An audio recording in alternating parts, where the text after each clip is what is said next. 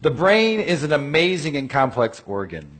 And while many people are fascinated by the brain, they can't really tell you that much about the properties about how the brain works because we don't teach neuroscience in schools.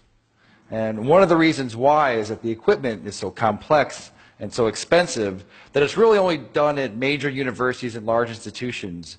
And so in order to be able to access the brain, you really need to, dedicate your life and spend 6.5 years as a graduate student just to become a neuroscientist to get access to these tools. And that's a shame because 1 out of 5 of us, that's 20% of the entire world, will have a neurological disorder. And there are 0 cures for these diseases.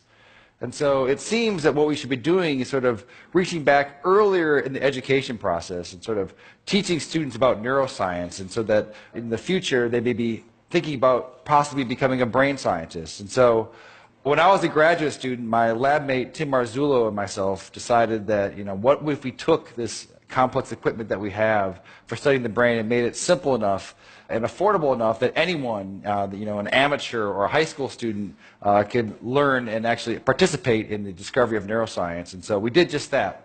A few years ago, we started a company called Backyard Brains, and we make DIY neuroscience equipment. And I brought some here tonight, and I want to do some demonstrations. You guys want to see some? All right.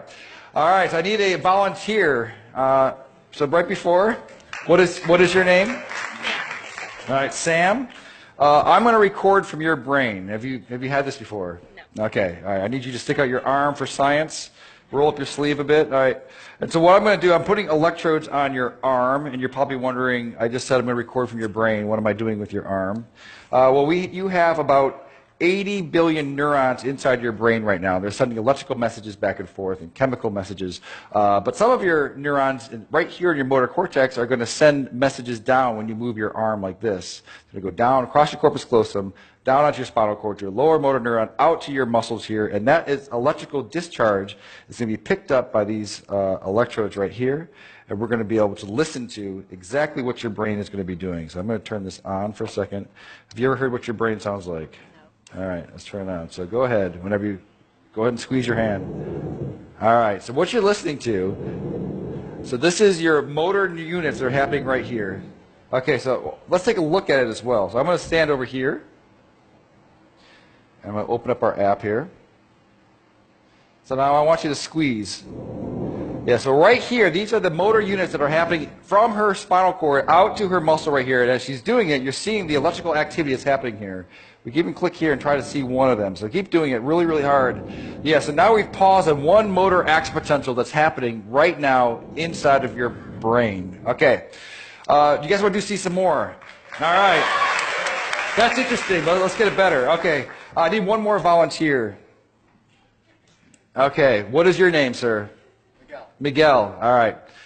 You're going to stand right here. So Miguel, when you're moving your arm like this, your brain is sending a signal down to your muscles right here.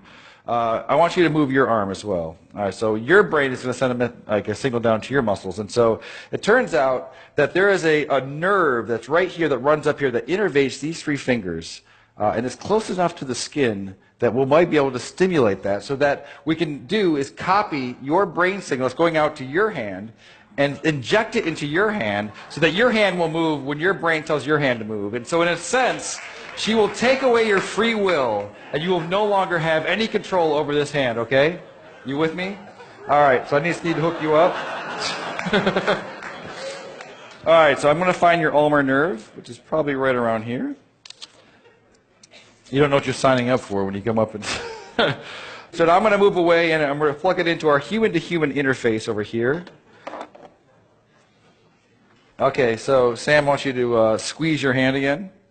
All right. Do it again. All right, perfect. So now I'm going to hook you up over here so that you get this. It's going to feel a little bit weird at first. This is going to feel like a... when you lose your free will and someone else becomes your agent, it does feel a bit strange. So I want you to relax your hand. All right, and Sam, you're with me? All right, so you're going to squeeze. I'm not going to turn it on yet, so go ahead and give it a squeeze. All right. So now, are you ready, Miguel? Ready as I'll ever be. Okay, so I've turned it on. So go ahead and turn your hand. Do you feel that a little bit? No. Okay, do it again. No, a little bit. A little bit. Okay, so relax. No, hit it again. Okay. Oh, perfect, perfect. All right, so relax. Do it again. All right, so now. All right, so right now, your brain is controlling your arm, and it's also controlling his arm. So go ahead and just do it one more time. All right, so that's perfect. So now, what would happen if I took over my control of your hand? And so just relax your hand. What happens? Nothing. Why not? Because the brain has to do it. Now you do it again. All right, that's perfect.